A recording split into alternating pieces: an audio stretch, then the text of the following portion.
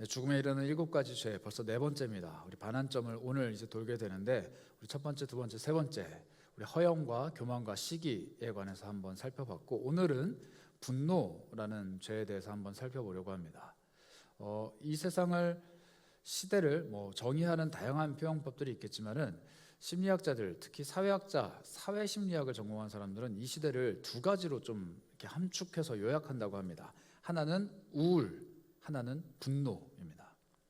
사회가 조금 더 발달하면 발달할수록 그리고 사람들의 지성이 더 깊어지면 깊어질수록 그리고 세상이 세계에 대해서 더 많이 알아가면 알아갈수록 사람들은 기쁘고 즐겁고 행복해야 되는데 오히려 사람들의 삶은 우울과 분노라는 2가지 감정으로 요약이 된다라고 해요. 그래서 사회심리학자들이 그렇게 이야기합니다. 경제 지표가 올라가면 올라갈수록 우울해지고 사회복지에 관한 지표들이 올라가면 올라갈수록 분노가 많아진다. 아이러니하죠. 더 살기 좋은 시대, 더 살기 좋은 환경을 우리에게 끊임없이 제공해주는 여러 가지 기술들과 혹은 여러 가지 생활의 문화의 방편들이 있는데 그것들이 우리에게 우울과 분노를 준다는 거예요. 그래서 우울의 시대, 분노의 시대, 이것이 바로 오늘날을 살아가는 삶, 그 사람들의 문화 그리고 그 사람들의 시대의 대변이라는 겁니다. 그런데 특히 제가 예전에 설교 때 잠깐 말씀드렸던 것 같은데 그 시대의 아픔과 눈물 혹은 슬픔을 가장 많이 공감하고 느끼는 사람들을 찾아보라라고 한다면은 누굴 찾는다고요? 20대. 그 20대가 앓고 있는 질병들, 그 20대가 앓고 있는 문제들, 그 20대가 고민하고 있는 걱정거리들을 보면 그 사회가 가지고 있는 문제가 뭔지가 정확하게 보인다는 거예요. 20대가 가지고 있는 여기 30대들도 계시지만 저도 30대지만 이 20대에서 30대 넘어가는 이 청년층들이 갖고 있는 청년들의 고민과 생각들을 깊이 있게 살펴보면 그 사회가 가지고 있는 질병이 고스란히 다 담겨 있다라고 합니다. 그래서 20대, 30대 청년들 중에 가장 많은 질병이 생각보다 의외로 우울증 그리고 분노에 대한 강박 혹은 조절을 불가능한 그런 질병들이 참 많다고 해요. 왜 이럴까? 왜? 우리는 뭐 때문에 그렇게 우울하고 뭐 때문에 그렇게 분노가 많은 걸까요? 우리가 지난 3주간 살펴봤던 허영, 교만, 시기 이런 감정들을 또 이런 죄들을 꼼꼼히 살펴보면은 이 죄들이 우울감으로 우리를 몰고 간다는 것은 쉽게 알 수 있어요. 허영심, 교만함, 시기심 이런 것들이 우리 안에서 차고 넘치고 그것들이 스스로를 찌르다 보면은 극단적으로 가다 보면 우울이라는 감정을 우리에게 가지고 오는데 이 분노라는 죄는 좀 독특합니다. 분노라는 죄는 굉장히 독특해요. 분노는 죄인데 다른 죄들과는 다르게 얘는 감정에 속한 부분이에요. 기쁘다, 슬프다, 화가 난다 라는 이 감정에 속한 영역이에요. 허영심은 감정이 아닙니다. 내가 갖고 있는 죄가 조금씩 발전하다 보면 허영이라는 죄의 결과물을 만들어내고 그게 나에게 영향을 끼치게 되는 건데 분노라는 것은 감정이라는 거예요. 태어나서 화를 한 번도 안 내보신 분 있으세요? 라고 질문하면은 아무도 손을 못 들어요. 누구나 다 냅니다. 그래서 태어날 때부터 화를 내잖아요. 막 응애 하면서 태어나잖아요. 밥 달라고 하면서 태어난단 말이에요. 화를 막 내거든요. 근데 이 화내는 감정 자체를 성경은 혹은 하나님은 부정적이다라고 말하지 않아요. 성경 속에도 화를 내는 장면이 많이 나옵니다. 대표적으로 우리가 지난주에 살펴봤던 다윗이라는 하나님 마음에 합한 사람이 있었습니다. 이 사람이 하나님 앞에서 성경 속에서 자신의 감정을 처음 드러냈던 게 뭐냐면 분노예요. 다윗이 하나님께 선택을 받고 하나님의 기름 부어서 왕을 삼았는데 이 사람이 어떻게 반응했는지가 성경에 안 나옵니다. 그런데 이 소년 다윗이 왔다 갔다 하면서 골리앗이라는 사람이 떠드는 이야기를 듣고 화를 내요. 그 화내는 모습이 다윗의 첫 감정이에요. 그런데 이 감정을 하나님이 부정적이다라고 말하지 않습니다. 그 분노의 감정이 차오른 다윗을 사용해서 거인 골리앗을 쓰러뜨리고 이스라엘의 왕 사울을 패하고 그 다윗을 왕으로 만드는 그런 작업들을 펼쳐가기 시작하세요. 분노라는 감정이 하나님의 니즈 또 하나님의 필요를 채워드린다라면 이게 부정적인 게 아니라는 거예요. 또 분노하는 사람들 중에 대표적인 사람이 누가 있나요? 여러분들 아실지 모르겠는데 느헤미야라는 사람이 있습니다.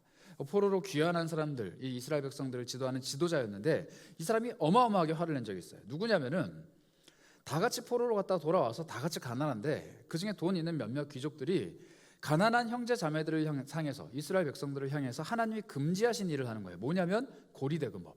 돈 빌려주고 이자를 많이 받는 거예요.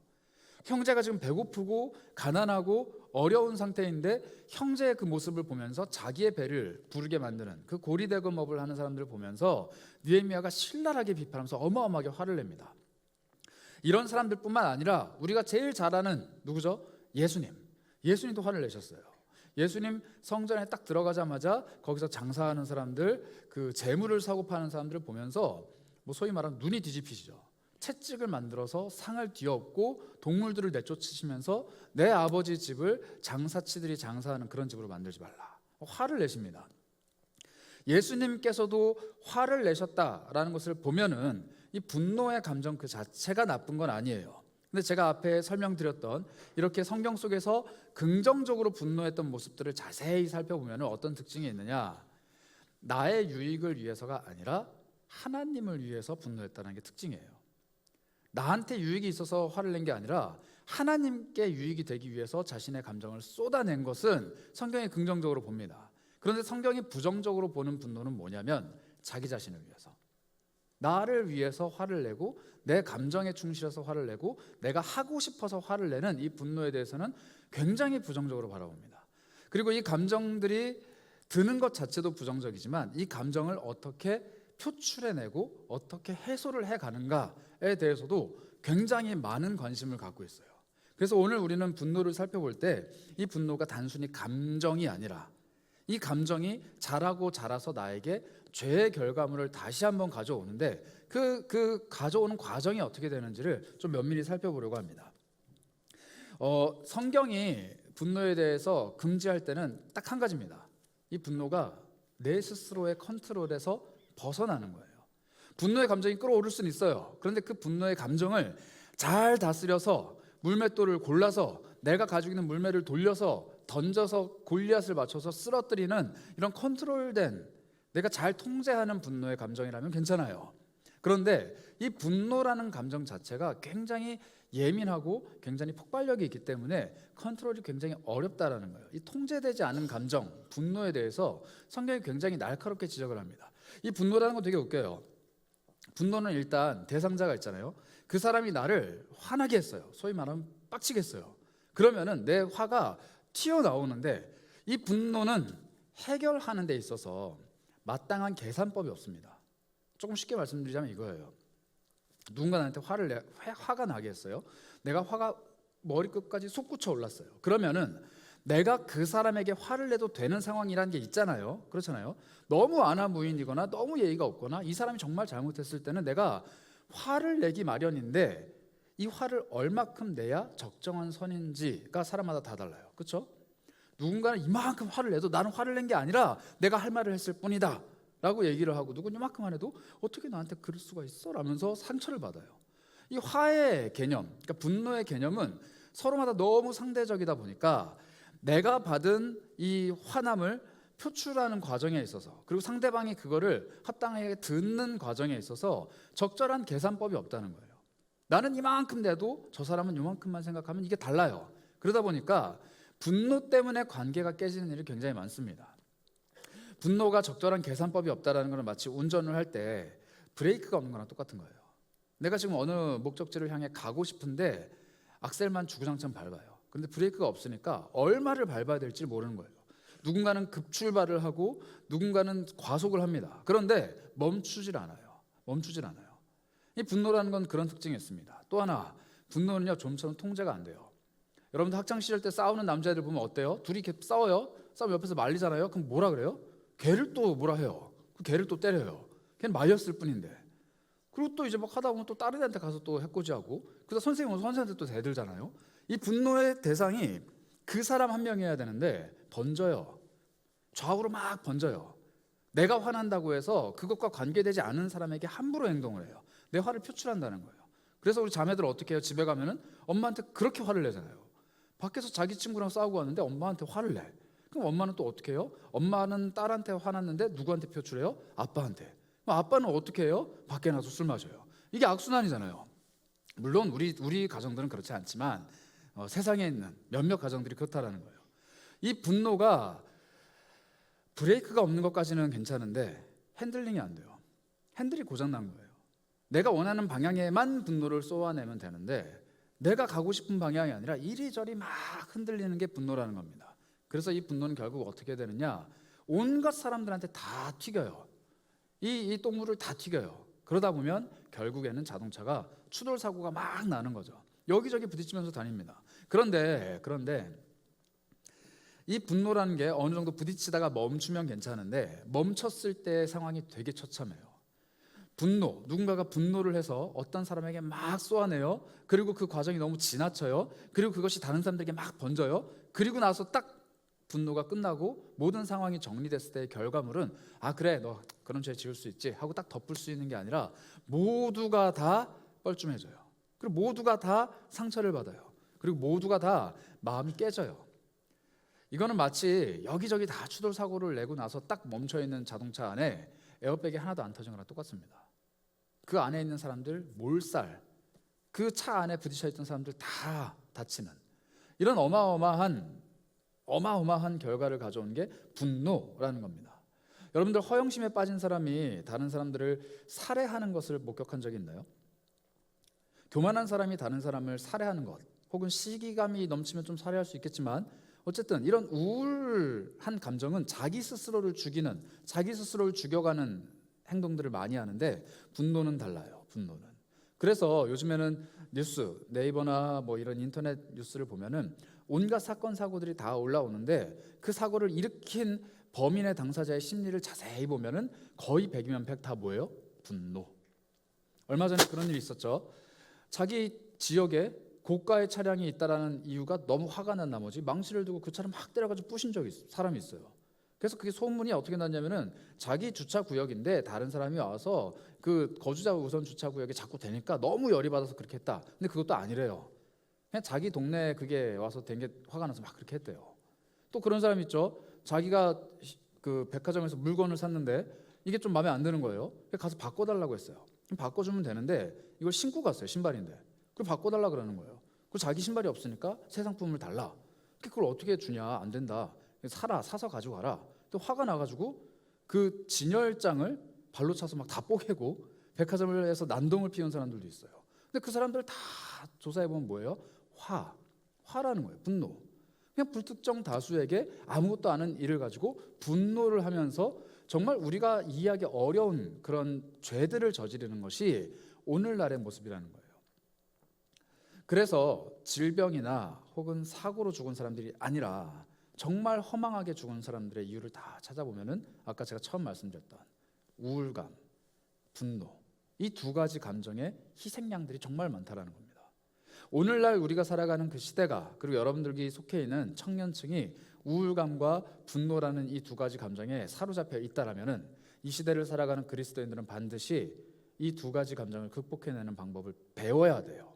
배워야 되는데 성경 속에 그 해답이 있습니다.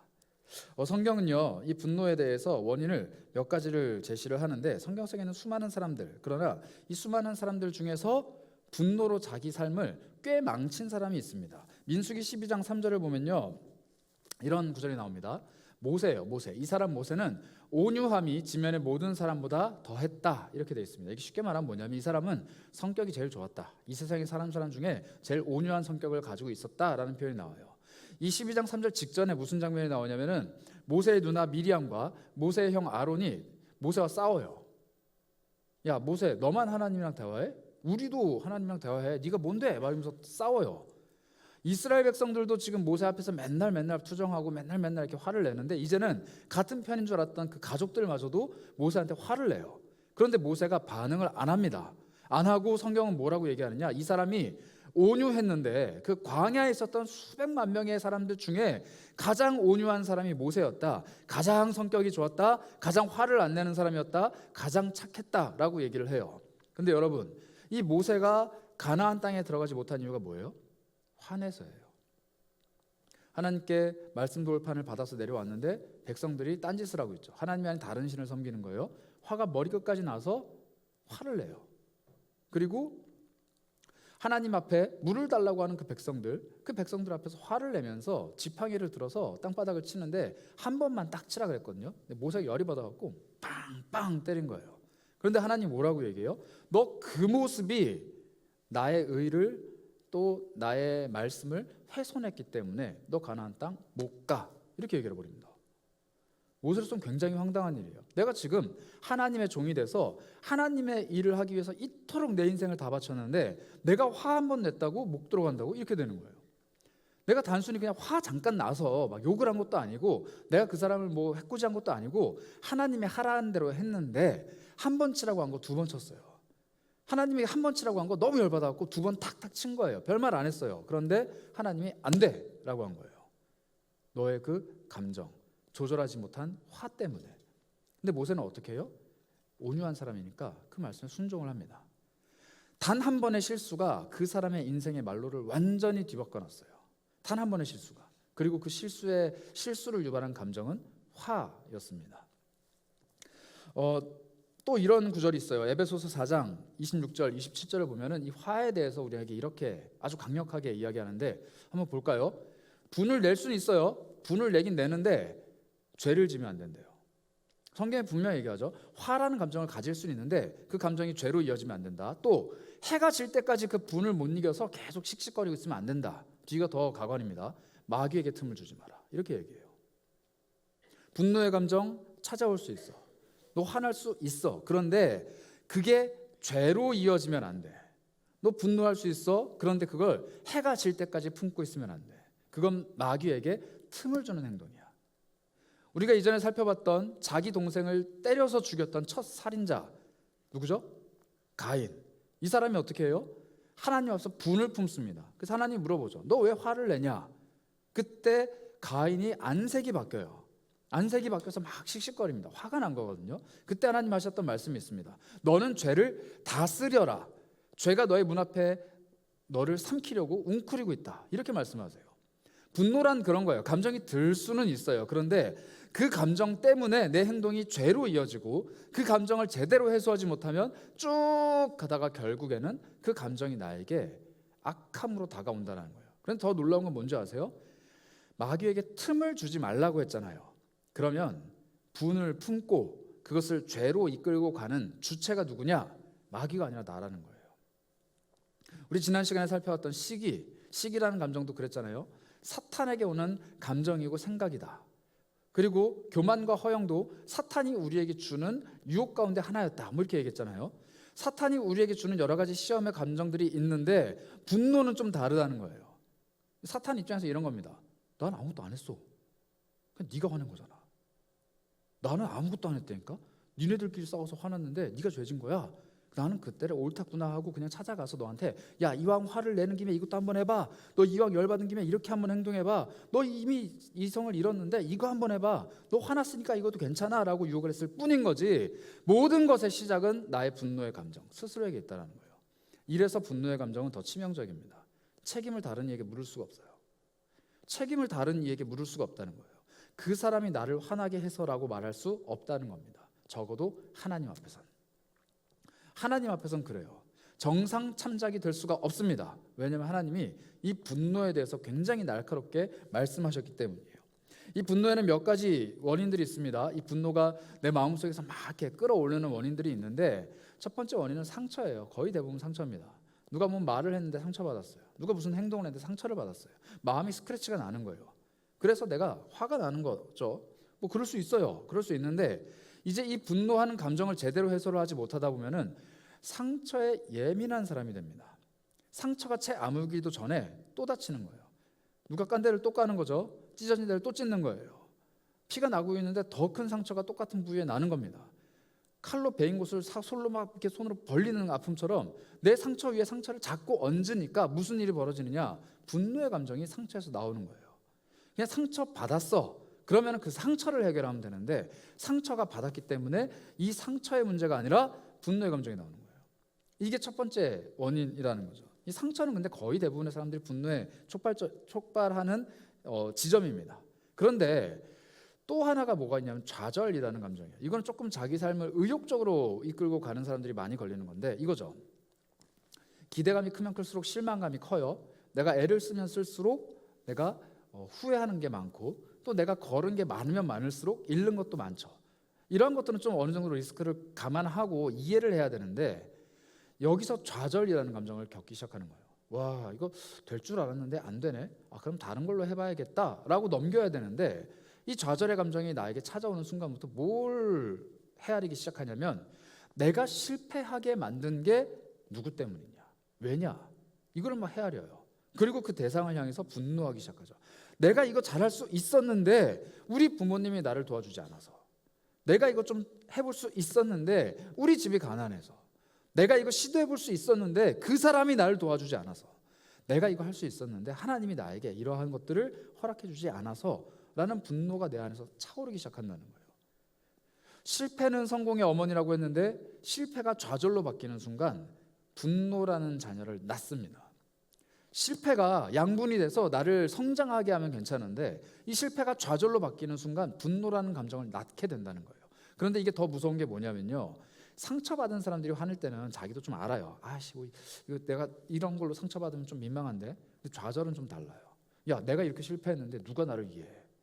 내가 이렇게 빈털터리 갔는데 누가 나를 이해해? 너네 나 같은 상황 안 겪어봤잖아. 근데 내가 화내는 거 가지고 왜 뭐라 해? 라는 자기 합리화가 좀 생겨요. 그러다 보니까 무슨 유형이든지 간에 좌절을 겪는 사람들은 당당하게 화를 냅니다. 나는 이 일을 겪었기 때문에 이 분야에서만큼은 지금 화를 낼 수 있어. 그리고 너네는 그걸 이해해야 돼. 너네가 내 이런 모습이 될 때까지 안 도와줬잖아. 내가 이 모양 이 꼴 될 때까지 너희가 나한테 최선을 안 다했잖아. 그래서 나는 화낼 자격이 있어 라고 자기 합리화를 하게 되는 이런 이상한 현상이 벌어진다는 거예요. 이게 분노하는 두 번째 특징입니다. 그런데 이 특징까지는 그나마 괜찮아요. 세 번째가 뭐냐면 교만이에요. 교만. 이게 제일 치명적입니다. 차라리 상처를 받으면, 차라리 좌절을 하면 가서 위로라도 할 수 있어요. 야, 또 그래, 어렵구나. 내가 이해는 못하지만 너의 분노의 감정 내가 이해해. 우리 화내지 말고 좀 잘 해결해보자. 이렇게 다독일 수 있어요. 근데 교만한 사람은 답이 없어요. 교만한 사람이 분노하는 경우는 딱 하나입니다. 내 뜻대로 안 될 때. 정말 교만한 사람들의 분노의 특징은 딱 하나예요. 내 뜻대로 안 될 때. 나는 남들보다 뛰어나, 나는 남들보다 좋은 의견을 갖고 있어, 나는 다른 사람들보다 훨씬 더 해안이 있어. 그래서 내 의견대로 하면은 너네들한테, 나한테, 이 상황에, 우리 공동체에, 우리 집단에 유익해 라는 마음을 자기 속에 다 결정했어요. 그런데 다른 사람들이 그걸 안 따라와줘. 그럼 화를 내는 거예요. 어리석은 리더들의 특징이 이거죠. 내가 리더야, 나는 똑똑해, 따라와. 근데 안 따라오면 화를 내요. 이게 우리가 제일 마주하게 되는 가장 최악의 분노라는 겁니다. 교만한 사람은 스스로에서 절대 원인을 안 찾아요. 나는 완전하거든, 나는 괜찮거든. 이 사람이 문제이기 때문에 내가 내는 분노는 합당한 거예요. 이 교만한 사람이 내는 분노는 진짜 답이 없습니다. 내기 시작하면은 받는 사람은 고스란히 다 받아야 돼요. 하나도 자기의 책임을 따지지 않고 그냥 쏟아내는 분노. 그리고 모든 것들을 탁 털고 나는 괜찮아, 이제 우리 깔끔하게 끝내자. 너가 실수한 거고 나는 너에게 화를 냈고 나는 이런 피해를 받았지만 난 괜찮아, 쿨한 사람이니까, 나는 괜찮아, 극복할 수 있는 사람이니까, 그러니까 이제 우리 다시 한번 잘해보자, 이런 식이에요. 이런 사람 혹시 지금 떠오르는 사람 있으신가요? 지금 눈을 질끔 감는 사람이 있는데 그래도 품으세요. 그래도 품으세요. 가까이 하세요. 사랑하세요 라고 말해주고 싶지만 힘들어요. 이런 사람 정말 힘들어요. 그래서 그런 사람들, 교만한 사람들의 특징, 교만한데 분노까지 잘하는 사람들의 특징, 지난주에 이어서 또 말씀드립니다. 인간관계가 썩 좋지 않아요. 죄의 결과는 관계의 단절이라고 계속 말씀드립니다. 하나님과의 관계는 좋지 않을 뿐더러 사람과의 관계도 좋지 않아요. 누가 교만한 사람을 좋아합니까? 특히 교만하면서 화를 내는 사람 누가 좋아해요? 그런 사람들은 정말 이 분노라는 감정에 중증에 빠져 있는 사람이에요. 차라리 자존감이 굉장히 약해요. 나는 너무 작은 거에도 상처를 받아요. 그래서 자꾸 화가 나요. 그런데 어떻게 해야 될지 모르겠어요 라고 말하는 사람이 순수해요. 이 사람은 자존감을 높여주면 돼. 근데 교만한 사람은 답이 없어요. 너 교만해 라고 하면 그것마저도 안 들어요. 아니, 나는 겸손해. 이렇게 얘기하는 교만이 또 있어요. 그러니까 이 사람들은 왜 자꾸 웃으면서 절 봐요? 네, 이런 사람들 정말 답이 없어요. 그런데 이 모든 분노의 감정들의 이유, 이 이유보다 더 중요한 이유가 뭐냐면, 분노라는 감정의 가장 첫 번째가 뭐냐면, 이유가 뭐냐면 예배예요. 조금 더 쉽게 말하면 하나님과의 관계예요. 이 관계가 깨지면 상처 때문이 아니라, 좌절 때문이 아니라, 교만 때문이 아니라, 이런 심리학자들이 말하는 이유 때문이 아니라 내 마음속에 분노가 찾아들 수밖에 없어요. 성경이 말하는 답입니다. 가인이 그랬어요. 하나님 앞에서 예배가 거부되니까 분노해요. 예배가 거절당하니까 동생을 쳐서 죽여요. 하나님과 관계를 맺으려고 했는데 자기가 하나님과의 관계가 끊어지니까 하나님이 찾아와서 이야기를 하는데 듣질 않아요. 하나님이 찾아와서 너의 문제가 이거야 라고 얘기하는데도 듣질 않는 거예요. 자기가 하고 싶은 행동을 하는 겁니다. 시작점이 바로 하나님이라는 거예요.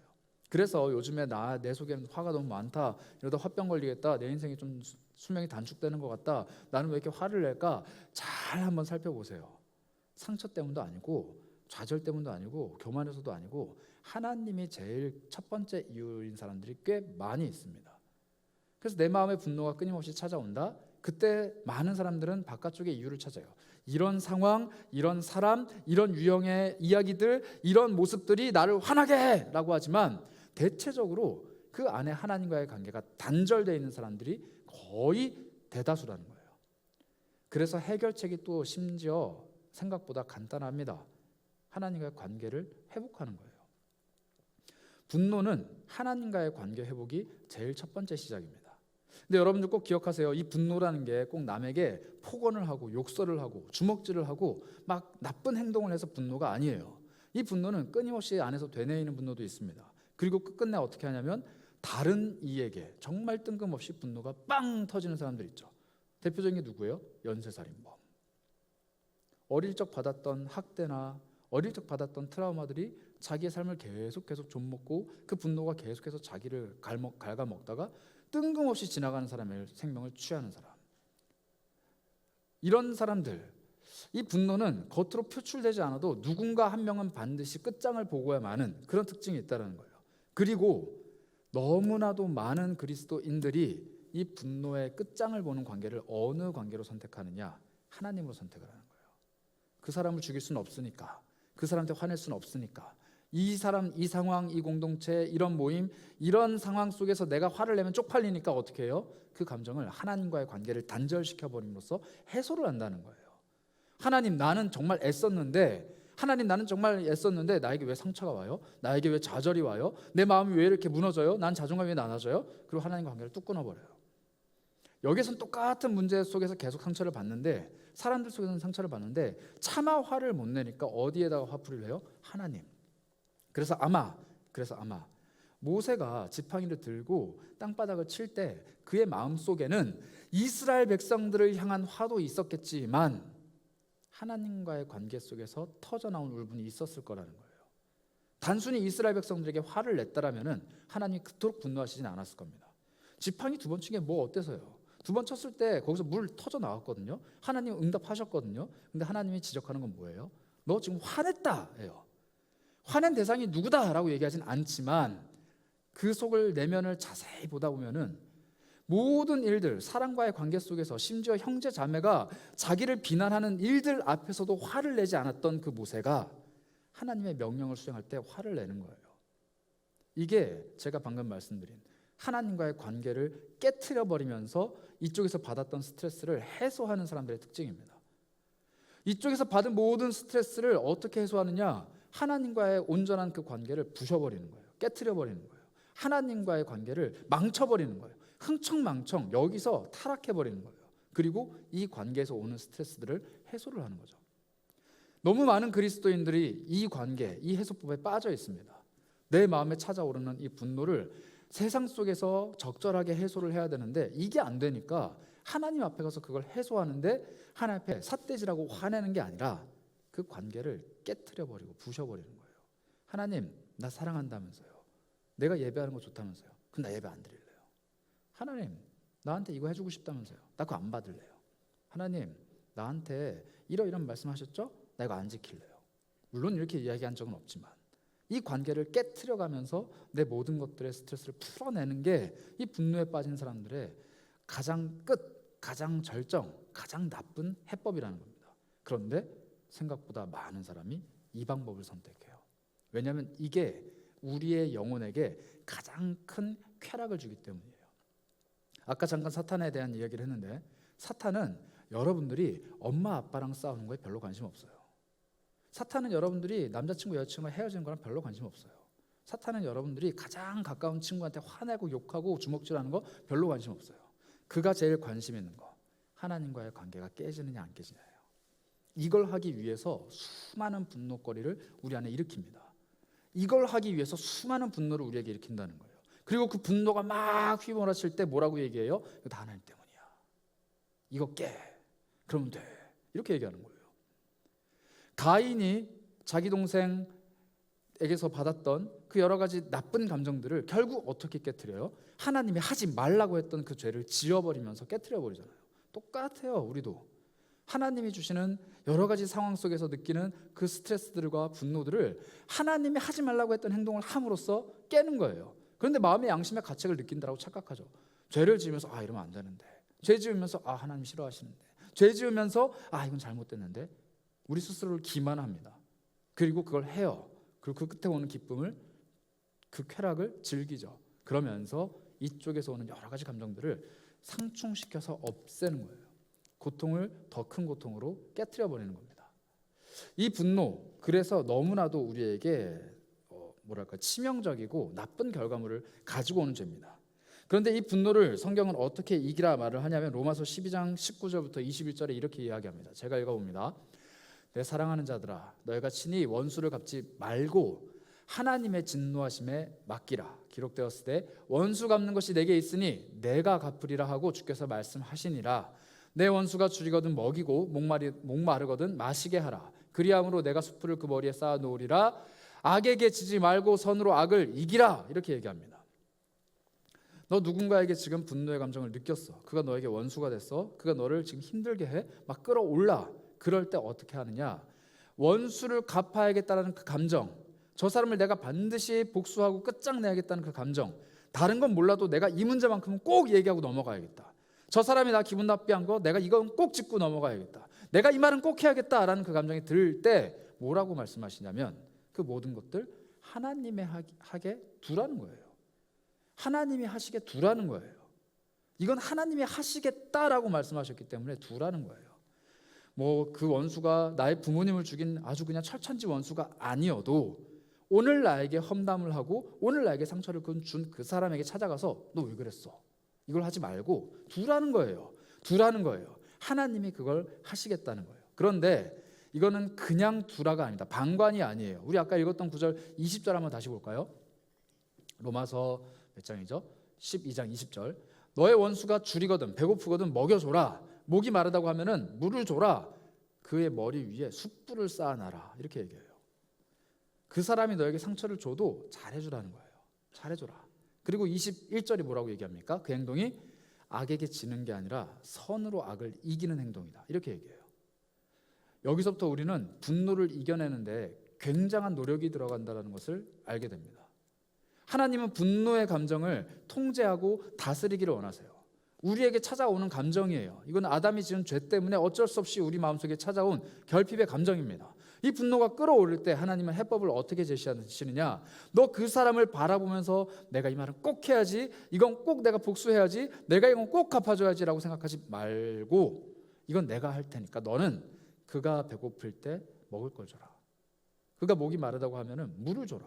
그리고 그 사람의 악함을 너의 선함으로 덮어라. 그리고 그 행동은 그 사람 머리 위에 뜨거운 숯불을 올려놓는 행동이니 넌 그거 쌓아놔라. 이거를 뒤집어 엎어서 그 사람이 다치게 하고 깨닫게 하고 그 사람이 했던 행동에 대한 보응은 내가 하겠다요.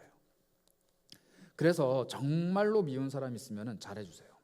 그리고 기도하세요. 하나님, 나는 요만큼 잘해줬으니까 요만큼 가서 쟤 때려주세요. 정말로 싫은 사람 있으면 막 돈을 퍼주세요. 하나님, 내가 이만큼 걔한테 투자했는데 하나님 보셨죠? 이만큼은 하나님 복수하셔야 됩니다. 이렇게 하라는 거예요. 이 분노를 해소하는 독특한 그리스도인들의 방법. 그러나 이거는 정말 소극적인 방법입니다. 너무 치사한 방법이에요. 하나님 하란다고 내가 했으니까 하나님 대신 가서 싸워주세요. 애들 그런 거 있잖아요. 친구들이랑 싸웠는데 등치 큰 애가 조그만 애 때렸어요. 울면서 가가지고 형 불러오죠. 형이 등치가 더 크니까 형 때려줘. 그럼 가서 때려요. 그래서 얘가 대신 쾌감을 느껴요. 그럼 얘는 또 어떻게 돼요? 분노하잖아. 그럼 또 지 형 불러오고 이게 계속 이렇게 된단 말이에요. 이런 방법은 너무 소극적이고 너무 1차원적인 방법이에요. 그런데 그거라도 하라는 게 로마서의 해법입니다. 그런데 진짜 이 분노를 해결하라고 하는 진짜 중요한 해법은 뭐냐? 에베소서 4장 31절 32절에 나오는데요. 너희는 모든 악한 독한 말들과 분노, 노하는 것과 분을 내는 것과 떠드는 것, 이거는 소리 지르는 거거든요. 소리 지르는 거, 비방을, 욕하는 거, 악의 나쁜 마음들을 다 함께 버려버리고 어떻게 하라고 우리에게 말씀하시느냐? 서로 친절하게 하며, 이게 중요해요. 불쌍히 여기라는 거예요. 불쌍하게 여기고 서로 용서하기를 하나님이 그리스도 안에서 너희를 용서하신 것 같이 하라. 이게 똑같은 행동을 하는데 조금 고차원적인 방법입니다. 그 사람이 배고플 때 먹을 걸 주고 그 사람이 목마를 때 물을 주는 거, 그러면서 하나님이 다 갚아줄 거야, 너 기대해, 이렇게 하는 거는 아주 저차원적인데, 에베소서는 조금 더 뭐라고 얘기하냐면, 그걸 하기는 하는데 긍휼의 마음, 불쌍히 여기는 마음, 그리고 그 사람을 진정으로 생각하는 마음을 가지고 하라는 거예요. 저 사람이 아직 예수를 몰라서 저렇게 행동하는구나. 저 사람이 아직 그리스도 안에서 성장을 못해서 저렇게 행동하는구나. 저 사람이 저 행동이 잘못인 줄 알지만 아직 컨트롤하는 법이, 그리고 아직 인격이 성숙치 못해서 저렇게 행동하는구나. 하나님이 그를 불쌍히 여기시고 긍휼히 여겨주셔서 언젠가는 성장시키겠지. 언젠가는 저 사람도 나아지겠지. 그리고 나는 곁에 있는 내가 저 사람을 불쌍히 여기고 긍휼히 여기고 품어줘야 하나님이 저 사람을 성장시키는 데 도움이 되겠지. 이런 마음을 품고 돌보라는 거예요. 서로 용서하라는 거예요. 이 용서의 마음이 궁극적이고 완전한 이 분노를 이겨내는 방법입니다. 그래서 오늘 우리가 함께 읽은 이 본문이 용서에 관한 본문이 아니라 분노를 이겨내는 본문이에요. 오늘 우리가 읽은 본문 마태복음 18장 21절에 베드로가 이렇게 이야기합니다. 베드로가 나왔어요. 그러고 나서 이런 얘기를 합니다. 형제가 나한테 죄를 범하면 몇 번 용서해야 됩니까? 이렇게 얘기를 해요. 베드로의 형제 이름 뭐죠? 안드레? 야고보인가요? 뭐 하여튼 베드로 형제가 있을 거예요, 몇 명이. 그런데 아마 그 형제가 뭐 화를 나게 한 것 같아요. 아마 형제랑 싸운 것 같아요. 막 치고받고 싸우다가 예수님, 얘 나한테 이러는데 나 어떻게 해요? 이렇게 한 거예요. 몇 번 참아야 돼요, 도대체? 이 성질이 있는데 몇 번 참아야 돼요? 그러니까 예수님 뭐라고 해요?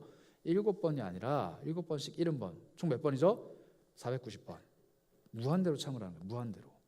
77에 49입니다, 여러분. 의아하게 생각하지 마세요. 무한대로 참으라는 거예요. 왜 참아요? 왜?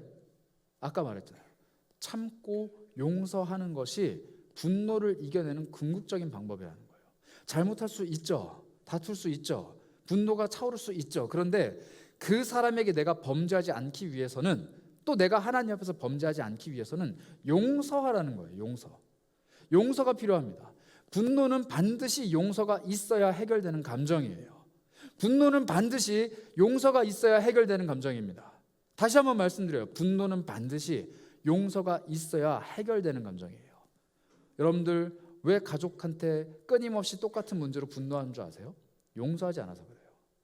왜 그 친구한테 그와 나 사이에 그 문제가 발생하면은 지난번에 했던 얘기인데 또 화내면서 싸우는 줄 아세요? 용서하지 않아서 그래요. 용서하지 않으면 계속 분노는 끌어올라요. 왜냐하면 용서는 분노의 멱살을 잡고 그의 뿌리를 내 마음속에서 뽑는 행동인데, 그게 없으면 그냥 분노를 억누르는 거예요. 아니야 화내면 안 돼. 하나님 하지 말라서 하지 마. 이거예요. 그런데 용서를 하게 되면 그 분노의 감정을 내가 송두리째 빼낼 수 있다는 겁니다. 그래서 용서가 나에게 가장 필요한 거예요. 그래서 예수님이 단서를 다셨죠. 너 용서를 하는데 어떻게 용서해야 되냐면은, 아까 우리 읽었던 에베소서 본문인가요? 하나님이 너를 용서한 것처럼 너도 용서해라. 하나님이 너를 용서한 것처럼 너도 용서해라. 그냥 용서하라가 아닙니다. 하나님이 널 용서한 것처럼 너도 용서해라. 그래서 이 용서라는 행동을 하기 위해서 우리는 뭐가 필요하냐? 은혜가 필요해요. 하나님이 나 같은 사람도 용서했는데, 하나님이 나의 이런 모습도 용서했는데, 하나님이 내가 이럴 때 아무 말씀 안 하시고 모른 척 해주시고 넘어가셨는데, 이것보다 조금 못한 행동 그가 나한테 하는데 나는 왜 화가 나지? 그것보다 조금 못한 모습이지만 그가 나한테 잘못했다고 해서 왜 나는 분노하지? 이 마음이 필요하다는 거예요. 하나님이 나를 용서하셨고 그 용서가 내 안에 은혜로 남아있게 되면은 우리는 반드시 용서를 해야 되고 할 수 있습니다. 그래서 그리스도인들에게 용서는 의무가 아니라 필수예요. 의무가 아니라 필수예요. 이건 제가 하는 얘기가 아니고요. 누가복음에 이렇게 나옵니다. 누가복음 17장 이야기인데요. 제가 한번 이거를 쭉 읽으면서 설명을 드릴게요. 오늘 우리가 읽었던 7번씩 70번까지도 용서해야 된다라는 얘기가 똑같은 얘기가 누가복음에 나오는데, 누가복음에는 그 말씀을 하신 후에 뒤에 예수님이 어떤 한 이야기를 해주세요. 그 얘기를 볼 거예요. 누가복음 17장 4절부터 5절입니다. 만일 하루에 7번이라도 너에게 죄를 짓고 7번 너에게 돌아와 내가 회개하노라고, 네 나쁜 놈 아니에요? 똑같은 짓을 7번 하는데 7번 와서 나한테 비는 거예요. 내가 잘못했어. 와서 또 해요. 또 빌어요. 와서 잘못했어. 7번을 하는 거예요. 그런데 7번이라도 하면은 너는 용서해라, 이렇게 말씀하시는 거예요. 그리고 나서 사도가 이렇게 묻습니다. 와, 그렇게 하려면 내가 믿음이 많아야겠는데요? 이게 진짜 봐요. 사도들이 주께 여짜오되 우리에게 믿음을 더해 주소. 나는 그거 못합니다. 나는 그렇게 할 수가 없습니다. 나에게 믿음이 없습니다. 나는 그럴 만한 사람이 안 돼요, 라고 얘기한 거예요. 내가 가지고 있는 믿음, 내가 지금 하나님을 믿고 그래 용서해야지 라는 마음은 7번 안 된다는 거예요. 그러니까 믿음 달라, 이렇게 얘기합니다. 그런데 예수님이 이때 뭐라고 말씀하시냐면요, 그 뒷구절 한번 보겠습니다. 주께서 이르시되 너희에게 겨자씨 하나일 만한 믿음이 있으면 이 뽕나무 큰 나무가 뿌리째 뽑혀서 바다에 심겨라 라면 거기 심겨질 거다, 이렇게 얘기하세요. 지금 이 구절은요, 너네가 믿음 조금만 있으면 기적을 펼칠 거야, 너네가 믿음 이만큼 있으면 뽕나무가 아니라 산이 옮겨질 거야, 믿음은 그렇게 강력한 거야 라는 이야기하고 싶으신 게 아니에요. 맥락을 보시라고요. 너네가 용서할 수 있어, 용서해야 돼 라고 했는데 제자들이 답변하잖아요. 우리는 그런 믿음이 없어요. 큰 믿음 좀 주세요. 아니, 그렇게 큰 믿음이 아니라 작은 믿음만 가지고 있어도 뽕나무가 바다에 심겨질 건데, 아주 작은 믿음만 있어도 너네 용서할 수 있어 라는 얘기예요. 너네 마음속에 겨자씨 하나가 같은 믿음이 있다라면 용서할 수 있다는 거예요. 왜요? 믿음은 내가 하나님께 구원받았고 용서받았다는 사실에 대한 고백이기 때문이에요. 하나님께 받은 용서가 이따만큼 큰데 그걸 믿는 믿음이 이만큼이에요. 그렇지만 알아요, 이만큼 용서받은 걸. 믿음이 작아도 그 용서를 알아요. 그러니까 믿음이 작아도 이 사람 보면서 용서해야지 할 수 있는 거예요. 하나님이 나에게 베푸신 용서가 너무 크고 그 용서를 믿는 믿음은 작아도 내가 믿긴 믿으니까 이 용서가 너무 큰 걸 알고 그 사람이 한 죄가 작아 보이는 거예요. 예수님 지금 이 논리를 말씀하고 계신 겁니다. 그리고 뒤에 구절에 이렇게 말씀하세요. 너희 중에 누구에게 밭을 갈거나 양을 치거나 하는 종이 있다 치자. 그가 밭에서 돌아오면 그한테 와서 야, 여기 와서 좀 먹어, 밥 좀 먹어 라고 말할 사람이 누가 있느냐? 예수님 이렇게 말씀하세요. 그리고 나서 이렇게 얘기하시죠.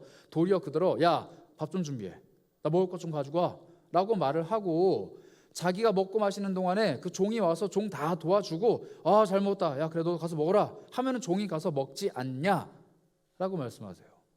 그리고 명한 대로 하였다고 종한테 감사하느냐. 야, 너 배고픈데 너 네 밥 안 먹고 내 밥 먼저 차려서 고맙습니다, 이렇게 누가 하냐는 거예요. 종한테. 내 종인데. 그리고 뭐라고 말씀하시죠? 이와 같이 너희도 명령받은 것을 다 행한 후에 이르기를 우리는 무익한 종입니다, 이렇게 얘기하라는 거예요.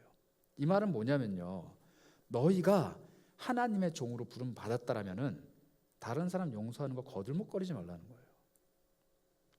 하나님께 받은 용서가 너무 크고 그 용서 때문에 다른 사람을 용서하는 거는 의무예요. 우리가 살아가야 되는 삶이에요. 그런데 너무 많은 사람들이 용서해놓고 하나님 앞에 가서 저 용서했는데요, 뭐 안 주세요? 저 용서했는데요, 저 이뻐해 주셔야죠, 이렇게 얘기한다는 거예요. 예수님 말씀하십니다. 야, 너는 내 종이야. 내가 용서하라고 명령했어. 너 밭에 나가서 밭을 갈고 양을 치고 용서하다가 왔어? 그럼 내가 너한테 아유 잘했다, 고마워, 고마워, 이게 아니라 너 가서 또 용서해 하면 그냥 가는 거예요. 그냥 용서하는 거예요. 왜냐면 주인이고 종이니까. 누가 종한테 그렇게 하겠느냐? 하나님이 너희들한테 용서를 명령했는데 용서 안 하면은 주인이 종을 때리듯이 하나님이 혼을 냈지, 너네가 용서했다고 하나님 기뻐하시지 않는다, 하나님 거 감사하시지 않는다, 용서는 당연한 것이다, 이렇게 얘기합니다. 왜냐하면 하나님이 용서로 우리의 생명을 샀기 때문이에요. 예수 그리스도의 십자가의 보혈은 용서 그 자체입니다. 잘못한 우리를 용서하셨어요. 그 용서로 우리의 생명값을 대신 지불하시고 우리의 생명을 하나님이 가져가신 거예요. 그래서 우리는 하나님의 종입니다.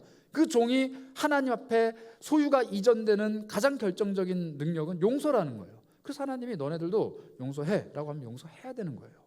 용서했다고 거들먹거리지 마라 라고 말씀하신 후에 맨 마지막 구절이 굉장히 충격적이에요. 한번 띄워주시겠어요? 이거 아니네요. 맞나요? 10절. 우리는 무익한 종이라. 내가 용서를 해도 하나님께 아무런 유익이 없다는 거예요. 이거 하나님 입장에서 한번 생각해 봅시다. 얘가 잘못했어요. 얘가 화내요. 그리고 하나님이 야 너네 용서해. 얘가 자기 화를 멈추고 가서 용서했어요. 하나님 입장에서 뭐 어쩌라고. 지들끼리 싸우는데. 하나님 뭐 했어요? 아니 지들끼리 싸우고 먹고 다 하고 용서해. 뭐 어쩌라고. 나는 오히려 너네를 용서해 줬어. 근데 너네는 그 용서에 감사하고 행복하게 살아야 되는데 또 지들끼리 싸워. 그러니까 내가 용서해 그냥 했더니 용서했어요. 그럼 하나님 앞에 유익된 게 없다는 거예요. 그건 당연한 일인 거지. 그게 하나님께 영광을 돌리고 나의 그런 모습을 통해서 세상 사람들이 하나님을 보고 나의 그런 모습을 통해서 세상 사람들이 하나님이 나를 용서하셨구나 막 감격 안 한다는 거예요. 나쁜 사람, 나를 분노하게 하는 사람 앞에서 용서의 마음을 베푸는 것은 기본 중에 기본이지 거들먹거리지 말아라 라고 예수님이 말씀하십니다. 7번씩 70번 용서해야 되는 이유예요. 이런 비슷한 맥락의 이야기가 오늘 우리가 읽은 본문에 다시 한번 나오는데 마태복음 18장 21절부터 22절 우리가 읽었던 본문이 용서해라 7번씩 70번 해라 라고 말씀하신 후에 예수님이 이런 비유를 보여주십니다. 달란트 비유인데요. 23절부터 이런 이야기를 하세요. 그러므로 천국은 그 종들과 결산하려던 어떤 임금과 같다. 다음이요. 결산할 때 10,000달란트 빚진 자 하나를 끌고 왔어요. 10,000달란트. 갚을 것이 없는지라 주인이 명해서 너 몸 내놔, 아내도 내놔, 자식들도 내놔, 너 갖고 있는 거 얼마 되는지 모르지만 다 내라. 그리고 그거 다 갚아라고 했는데 종이 싹싹 비는 거예요. 나 돈 없지만 이렇게 하면 나 못 살잖아요. 제발 참아주세요라고 하니까 주인이 이렇게 말을 하죠. 불쌍히 여겨서 놔줍니다. 그래, 너 그래도 고생했으니까 내가 그냥 빚 없는 걸로 해줄게. 너 가라라고 해요. 그런데 여러분 10,000달란트가 뭐냐면요. 일단 1달란트는 1년 연봉이에요. 그러니까 여러분들로 치면 뭐 한 연봉 한 1억 하시겠죠? 10,000달란트면 얼마예요? 한 1조 뭐 되는 거예요. 하여튼 이 10,000달란트는 뭐냐면은 어마어마한 10,000년 동안 일해야 벌 수 있는 돈이라는 거예요. 근데 그 돈보다 더 커요. 왜냐면은 만이라는 표현은 이 그리스 로마 사회에서 셀 수 있는 어떤 화폐 그 숫자의 단위 중에 제일 큰 단위예요. 10,000 이상이 없어요. 우리는 억이 있고 뭐 조가 있잖아요. 얘는 없어요. 10,000이 끝이에요. 달란트는 뭐냐면은 셀 수 있는 금액 중에 제일 큰 거예요. 우리는 뭐 10,000원, 1,000원, 100원 이렇게 있는데 이게 제일 큰 게 달란트예요. 그러니까 10,000달란트라고 하면 더 이상 셀 수 없는 거예요. 셀 수 없는 돈을 빌렸는데 다 없애준 거예요. 그래서 이 사람이 너무 기쁘잖아요. 기뻐서 막 이제 집에 가고 있는데 이런 일이 벌어집니다. 28절부터 30절인데요. 그 종이 나가서 자기에게 100데나리온 빚진 동료 한 사람을 만났어요. 100데나리온은 얼마냐면 1데나리온이 하루 일삭이기 때문에 100일 일하면 버는 돈이에요. 근데 그 사람 만나니까 목을 잡고, 이게 쉽게 말하면 멱살을 잡은 거예요. 확 잡고 야 돈 내놔 이러는 거예요. 돈 내놓으라고. 그리고 다음이요. 동료가 엎드리죠. 그리고 간구합니다. 나에게 좀 참아라. 내가 갚아줄게. 아까 자기가 했던 얘기랑 똑같이 해요. 똑같이 얘기하는데 30절 허락하지 않습니다. 그리고 그가 빚을 갚도록 옥에 가둬요. 와, 이런 사람이 있습니다. 여러분 10,000달란트랑 100데나리온이랑 몇 배 차이인 줄 아세요? 60만 배예요. 60만 배 큰 빚을 탕감받은 사람이 고작 그거 하나 탕감 못 해줘서 감옥에 가두는 거예요. 이런 행동을 하는 사람이 있었다. 그래서 32절부터 34절까지는 주인이 화를 냅니다.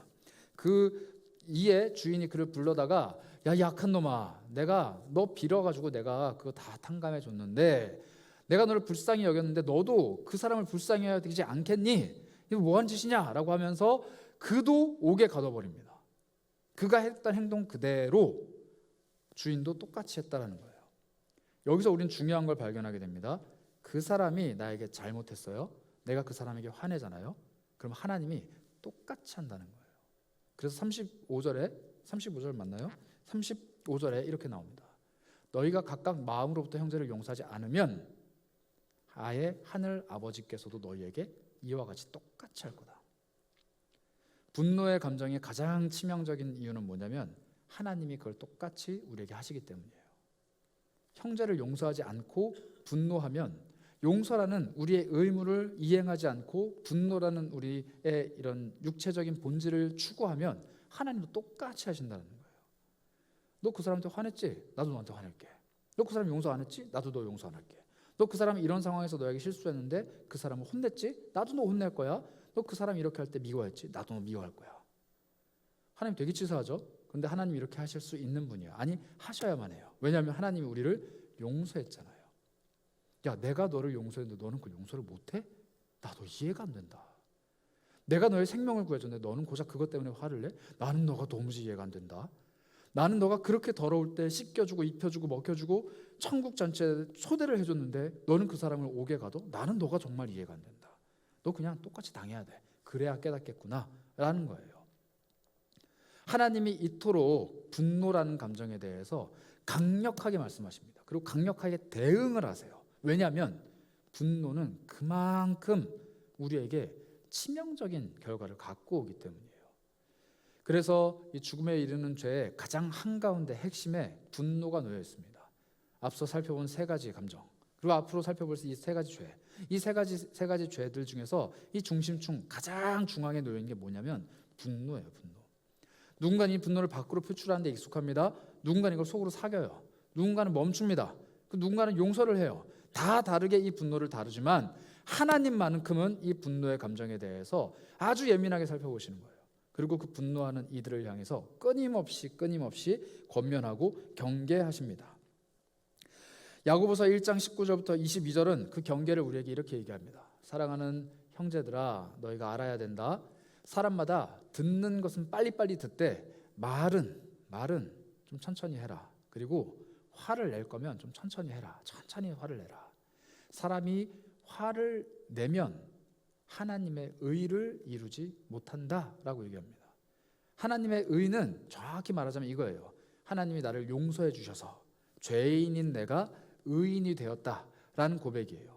이게 완전하게 이루어져야 나는 천국에도 갈 수 있고 하나님 자녀도 될 수 있고 그리스도인이라고 할 수 있어요.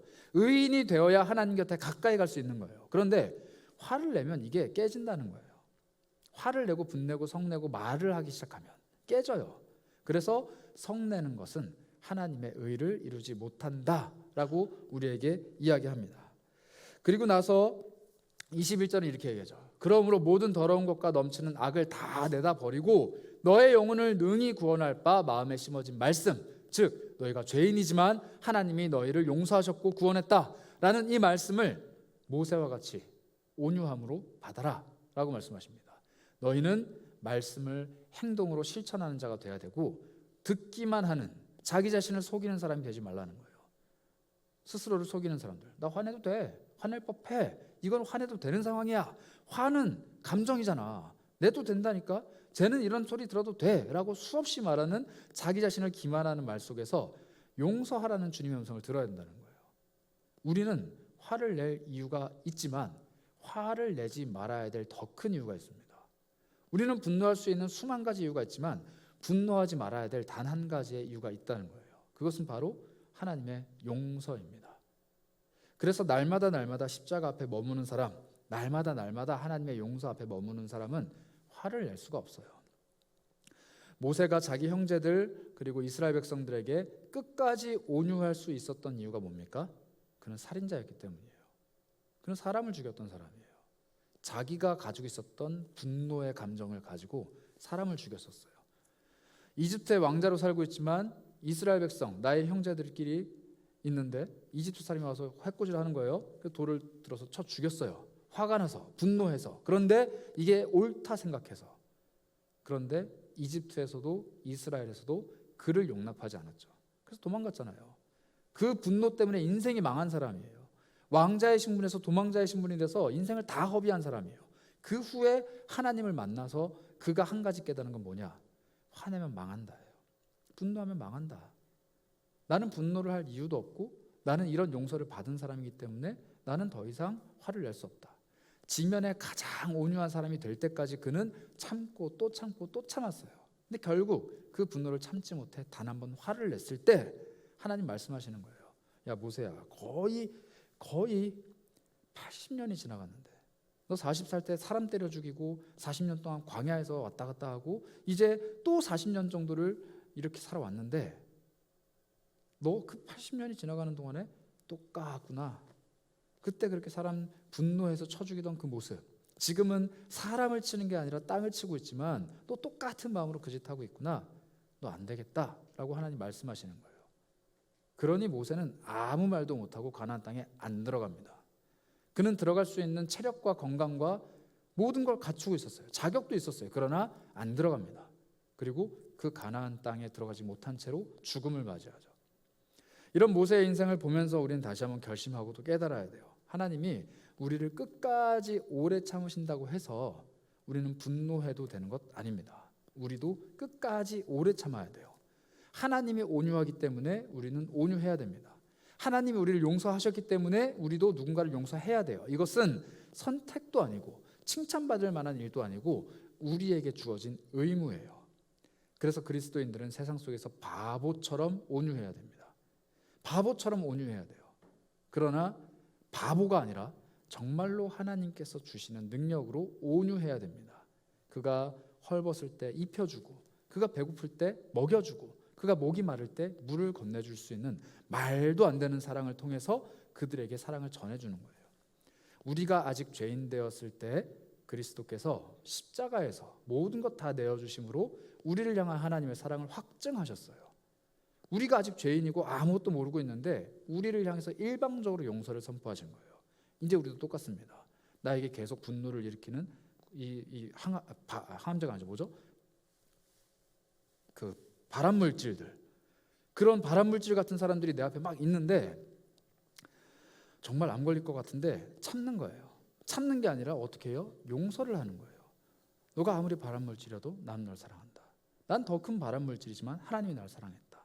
나는 발암물질이 아니라 암덩어리인데도 하나님 나를 용서했다. 그러니 나도 너를 용서한다. 그의 머리 위에 숯불을 계속 쌓는 겁니다. 근데 쌓을 때 하나님 복수해 주세요, 복수해 주세요가 아니라 하나님, 내가 이 일을 할 때 하나님이 이에게 복수를 하시는 것이 아니라 이 사람 마음속에 찾아가서 내가 받았던 그 용서를 똑같이 경험하게 해주세요. 머리 위에 숯불이 잔뜩 쌓여 있는데 이 더러운 죄인을 하나님 그 숯불을 거두어 주시면서 내가 널 용서한다 한 말씀만 해주시면 그 사람도 나처럼 하나님의 사랑을 경험할 텐데, 이 마음으로 용서하라는 겁니다. 여러분, 지금 누구 때문에 화나십니까? 누구 때문에 그렇게 마음에 분노가 많으세요? 어떤 상황, 어떤 일들이 여러분들의 마음을 막 들끓게 합니까? 여러분들과 하나님과의 관계를 다시 한번 점검하세요. 그리고 그 관계 안에서 하나님의 용서를 경험하세요. 그리고 그 용서가 다른 이들을 향해서 온유함으로 펼쳐질 수 있도록, 악을 선으로 이겨내는 귀한 일을 할 수 있도록 끊임없이 노력하세요. 그리고 깔끔하고 쿨하게 얘기하세요. 하나님, 난 당연한 일을 했을 뿐입니다. 나는 당신에게 무익한 종입니다. 내가 또 누구를 용서해야 되는지, 누구를 품어야 되는지, 누구의 머리 위에 숯불을 쌓아야 되는지 가르쳐 주세요. 내가 가서 또 용서하겠습니다. 나는 용서할 뿐입니다. 그러나 진짜 용서하시는 분은 하나님이시니까 하나님이 그에게 찾아가셔서 용서해 주시고 당신의 백성 삼아 주세요. 이게 우리가 해야 되는 진정한 용서입니다.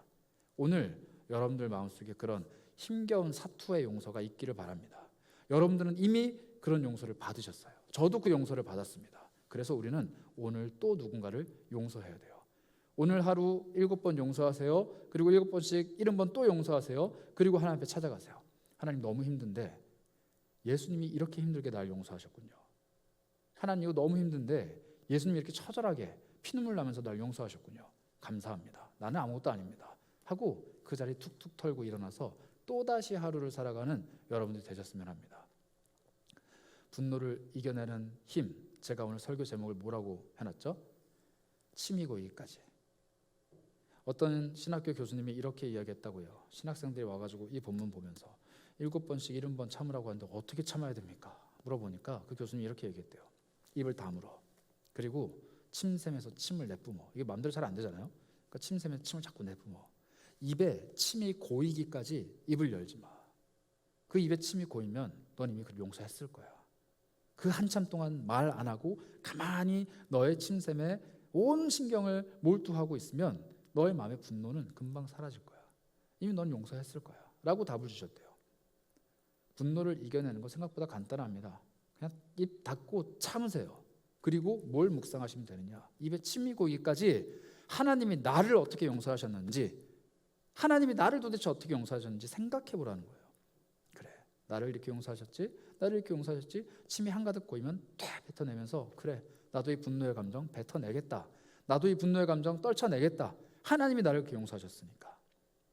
여러분들 오늘 집에 가는 길에 침 많이 뱉으시고 용서 많이 하시고, 그리고 하나님의 의를 이루어가는 이 직면에서 여러분들보다 온유한 사람이 더는 없을 정도로 아주 온유한 사람이 되시기를 축복합니다. 그래서 오늘 말씀을 마무리하면 이 찬양 함께 나누고 싶어요.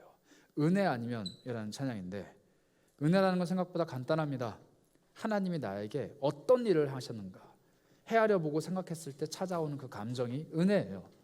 이 은혜는 뭐라고 형용할 수 없어요. 설명할 수 없어요. 그러나 하나님이 나에게 어떻게 하셨는가, 이거 생각하다 보면은 내 마음속에 찾아오는 감정, 생각이 그냥 은혜라는 거예요. 오늘 여러분들에게 어떤 은혜가 필요합니까? 분노의 감정, 혹은 또 다른 어떤 여러분들을 괴롭히는 수많은 죄들 속에서 하나님이 나에게 어떻게 하셨는가, 이거 생각해 봅시다. 하나님이 나에게 어떤 용서를 베푸셨는가, 이거 생각해 보자고요. 그게 해결하지 못할 문제는 단 하나도 없습니다. 하나님이 모든 걸 해결하셨기 때문에 하나님이 해결하신 모든 것은 나도 해결할 수 있는 거예요. 그걸 가능케 하는 것 바로 은혜입니다. 우리 그 고백을 하나님께 올려드리면서 나 잘 참아보겠습니다, 인내해 보겠습니다, 온유하겠습니다, 이게 결심하셨으면 좋겠습니다.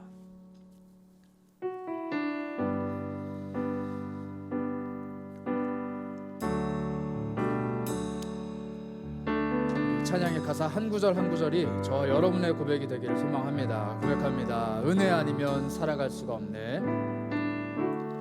은혜 아니면 살아갈 수가 없네.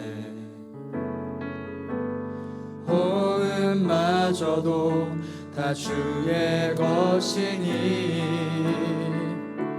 세상 평안과 위로 내게 없어도 예수, 오직 예수뿐. 다시 한번 고백합니다. 은혜 아니면, 은혜 아니면 살아갈 수가 없네. 호흡마저도 다 주님의 것입니다. 호흡마저도 다 주의 것이니 세상 평안과 위로 내게 없어도 예수, 오직 예수뿐이네. 하나님의 크신 계획은, 크신 계획 다 볼 수도 없고 작은 고난에 지쳐도 주님께 묶여있는 나의 삶을 주께 묶인 나의 모든 삶 버티고 견디게 하시네. 다시 한번 고백합니다. 하나님의 크신 계획은, 크신 계획 다 볼 수도 없고 작은 고난에 지쳐도 내가 주님께 묶여 있습니다.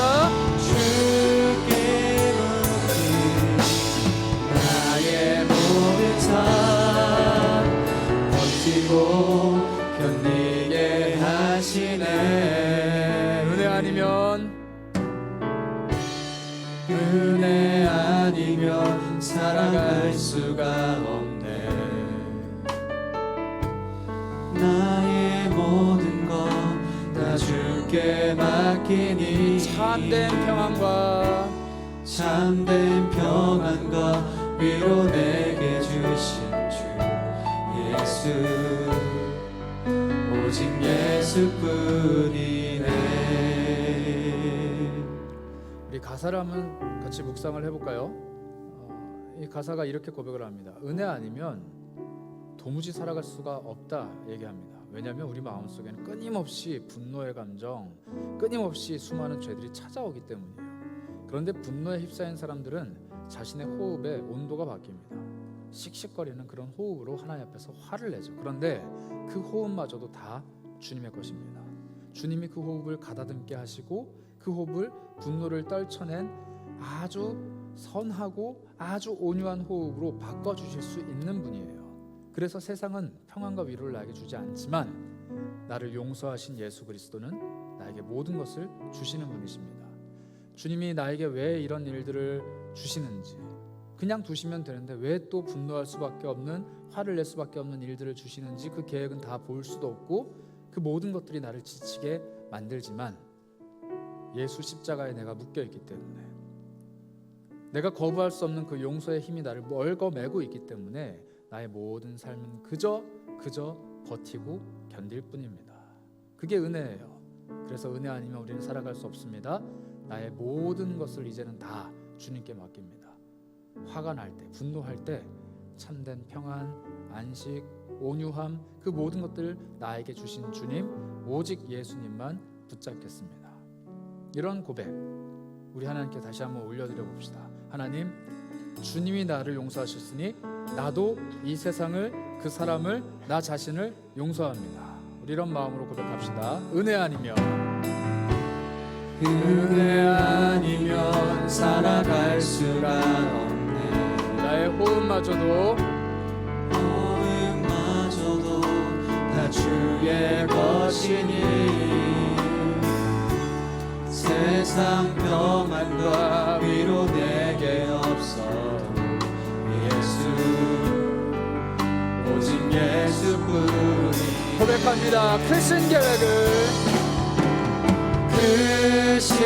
계획 다 볼 수도 없고 작은 고난에 지쳐도 우리 주님께 묶여있는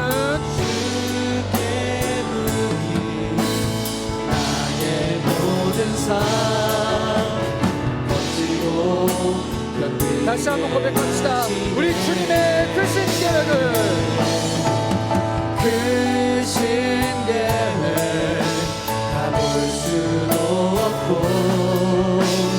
작은 고난에 지쳐도 우리 주님께 내 삶을 얽어냅니다. 나의 모든 삶 버티고 견디게 하시네. 은혜 아니면 살아갈 수가 없습니다. 은혜 아니면 살아갈 수가 없네. 나의 모든 것 다 주께 맡기니 참된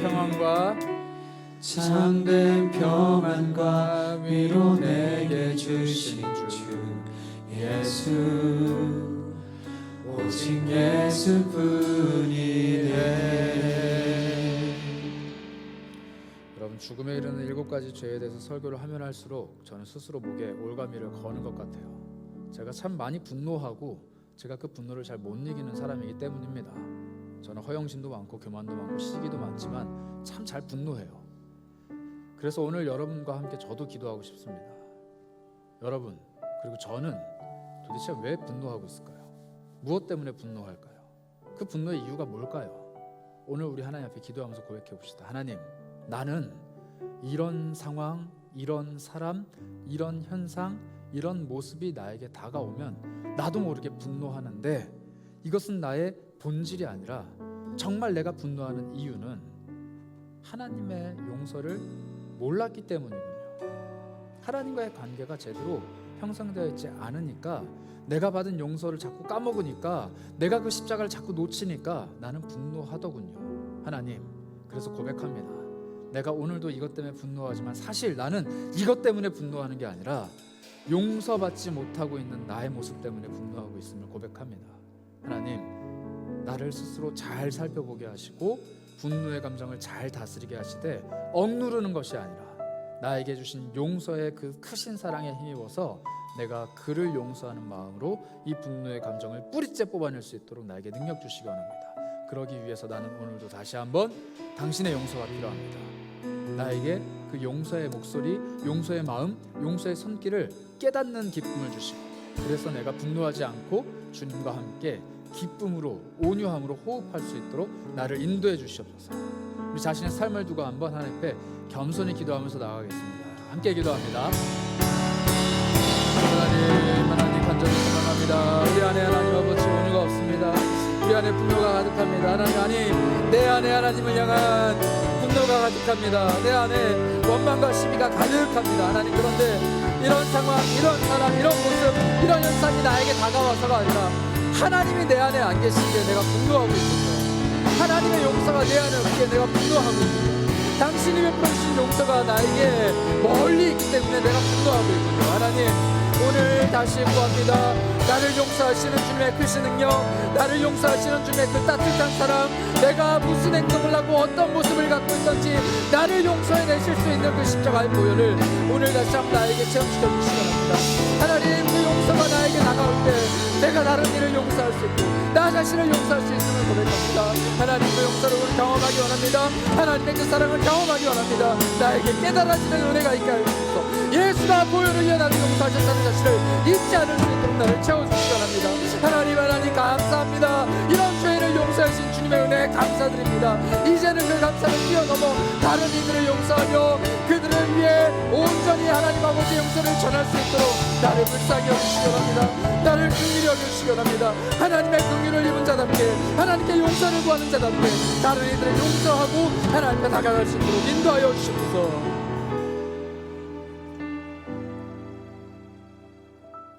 이 시간엔 조금 아픈 기도일 수도 있는데 여러분들 마음을 담아서, 그리고 저도 마음을 담아서 좀 기도했으면 좋겠습니다.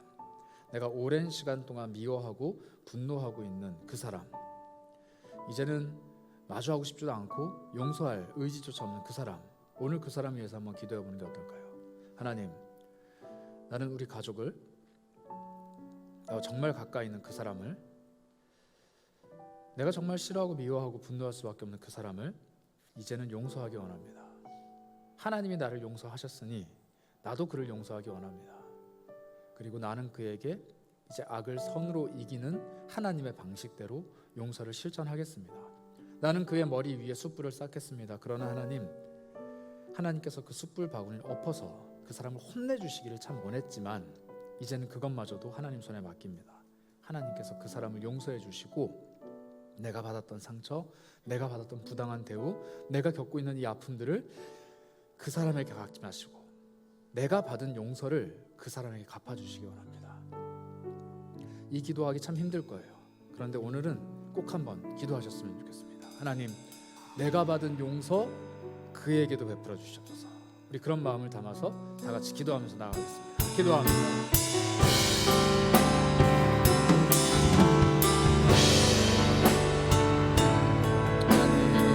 내가 그를 용서합니다.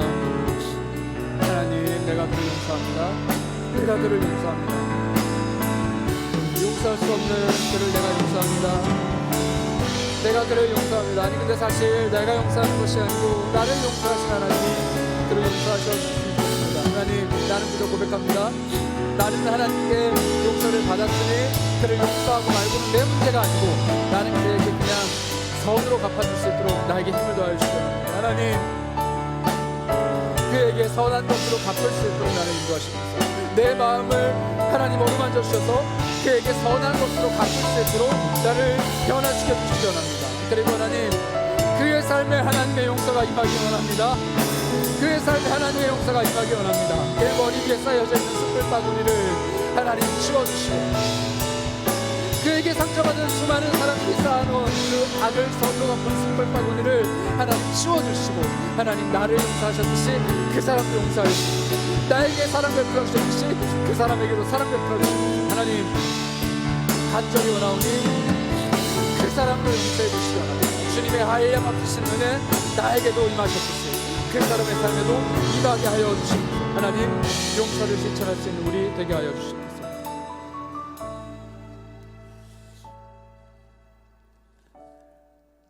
우리 마지막으로 기도하실 때 그런 기도하셨으면 좋겠습니다. 하나님, 나는 늘 하나님께 용서받는 것을 잊는 어리석은 사람입니다. 그래서 누군가를 미워하고 분노하고 그 사람 머리 위에 숯불을 쌓아놓는 것을 즐겨합니다. 그러나 하나님, 오늘 다시 한번 나에게 하나님의 크신 용서를 베풀어 주셨다라는 것 잊지 않을 수 있도록 나를 십자가에 매달아 주시옵소서. 예수 그리스도의 용서가 온전하게 임하는 그 십자가에 내가 날마다 매달려 있기 원합니다. 날마다 나는 죽고 그리스도의 용서만 내 안에 살아있게 하시고 날마다 나는 무너지고 예수의 십자가만 온전히 세워질 수 있도록 하나님, 내 삶에 그리스도의 십자가를 세워주시옵소서. 우리 이런 마음으로 마지막으로 간절히 기도하며 나가겠습니다. 기도합니다.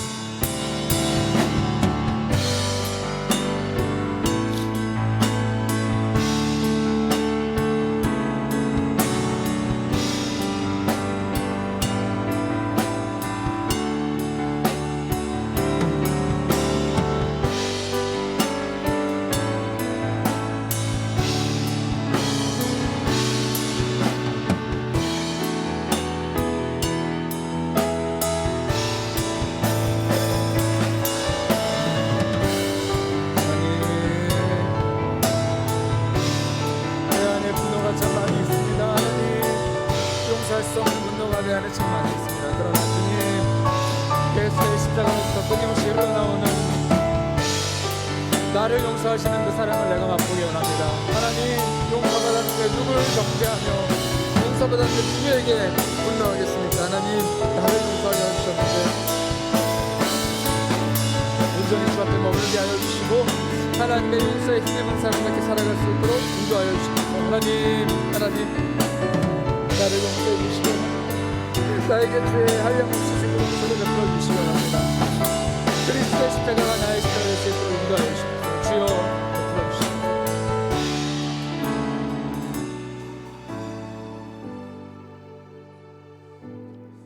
하나님, 알게 모르게 나는 늘 분노하며 늘 미워하며 늘 정죄하며 늘 그토록 험한 말들을 쏟아냅니다. 때로는 그 사람의 면전에서, 또 때로는 그 사람의 뒤를 바라보며, 때로는 그가 없는 그곳에서 나는 또 누군가를 미워하며 분노합니다. 오래전 그 일이 여전히 나에게는 용서할 수 없는 일이고, 오래전 그 사람이 여전히 나에게는 원수와 같은 사람인데, 하나님, 그런 나의 심령에 그리스도의 십자가를 세워주시고 그 십자가로부터 흘러내려오는 용서의 핏방울이 나를 휘몰아치고 나의 온 몸을 사로잡아 주시길 간절히 소망합니다. 나는 늘 분노하기에 늘 예수의 십자가가 필요합니다.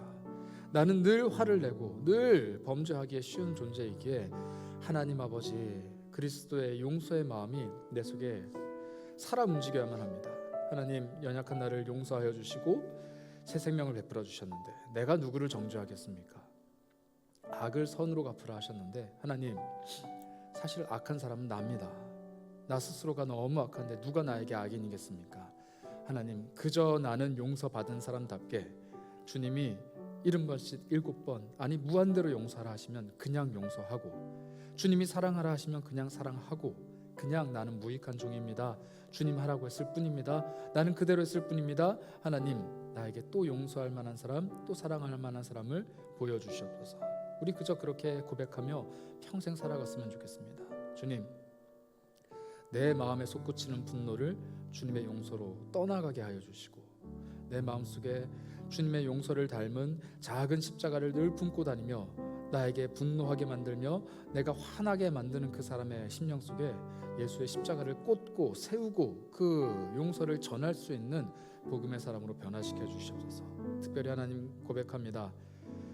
그 사람, 참 용서하기 힘든 그 사람, 오늘 내가 다시 한번 주 앞에서 고백합니다. 주님, 그는 내가 용서할 대상이 아니고, 그는 내가 원수로 삼을 대상이 아니고, 그는 하나님께서 용서하셔야 할 사람입니다.